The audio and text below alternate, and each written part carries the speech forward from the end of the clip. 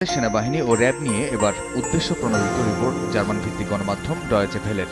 সাবেক সেনাপ্রধান জেনারেল আজিজ আহমেদ ও তার পরিবারের ওপর মার্কিন নিষেধাজ্ঞার পরের দিন এই প্রতিবেদনটি প্রকাশ করে তারা। প্রতিবেদনটি তৈরিতে সহযোগিতা করেছে বিতর্কিত সাংবাদিক তাসনিম খলিলের প্রতিষ্ঠান নেত্র নিউজ।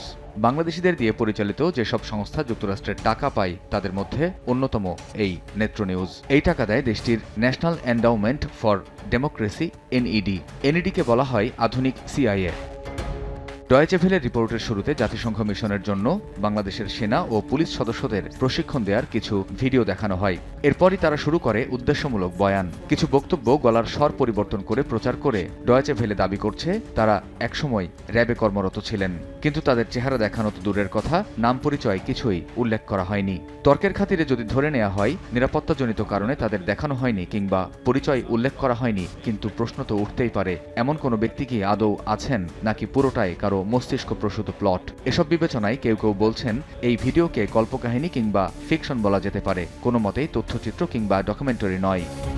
প্রতিবেদনের শেষ দিকে 2009 সালে শ্রীলঙ্কায় তামিল বিদ্রোহ দমনের কিছু ছবি দেখিয়ে সে সময় মানবাধিকার লঙ্ঘনের দায়ে অভিযুক্ত শাভেন্দ্রা সিলভাকে দেশটির সেনাপ্রধান করার কারণে তাদের জাতিসংঘ শান্তিরক্ষী মিশনে স্থগিত হওয়ার কথা বলা হচ্ছে। কিন্তু শ্রীলঙ্কার মতো অবস্থা কি কখনো বাংলাদেশে হয়েছে?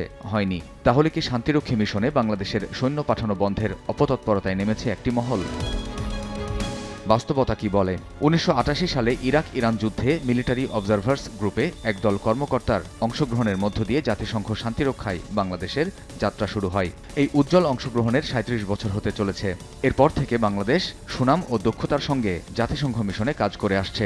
জাতিসংঘে ব্লু হেলমেটের প্রশংসা এখন বিশ্বব্যাপী। মিশনে দায়িত্ব পালন করতে গিয়ে বাংলাদেশের বীরত্ব ও ত্যাগের ইতিহাসও লম্বা। 2005 সালে কঙ্গোতে 9 জন বাংলাদেশি শান্তিরক্ষীকে নির্মমভাবে গুলি করে হত্যা করা হয়। এ পর্যন্ত মোট 166 জন বাংলাদেশি শান্তিরক্ষা মিশনে নিহত হয়েছেন। বাংলাদেশ সেনাবাহিনীর শান্তিরক্ষীরা আফ্রিকার দেশে শান্তিরক্ষা কার্যক্রমে সর্বোচ্চ পেশাদারি বজায় রেখে বিশ্ব দরবারে বাংলাদেশের মর্যাদা অক্ষুণ্ণ রেখে চলেছেন। পেশাদার মনোভাব, অবদান ও আত্মত্যাগের ফলে জাতিসংঘ শান্তিরক্ষা মিশনে শীর্ষ শান্তিরক্ষী প্রেরণকারী দেশ হিসেবে নিজের অবস্থান সুসংহত করেছে বাংলাদেশ। গৌরবোজ্জ্বল ভূমিকার জন্য বিভিন্ন সময়ে স্বীকৃতিও মিলেছে জাতিসংঘের।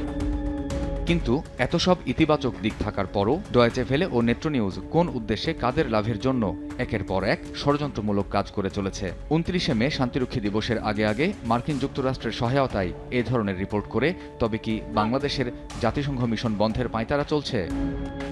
এখানে একটা বিষয় পরিষ্কার, যুক্তরাষ্ট্র জিল্লুর রহমানের সিজিএসকে ফান্ডিং করছে গণতন্ত্র বিকাশের কথা বলে, আর তাসনিম খলিলের নেত্র নিউজকে ফান্ডিং করছে আইনি সহায়তা ও মানবাধিকারের কথা বলে।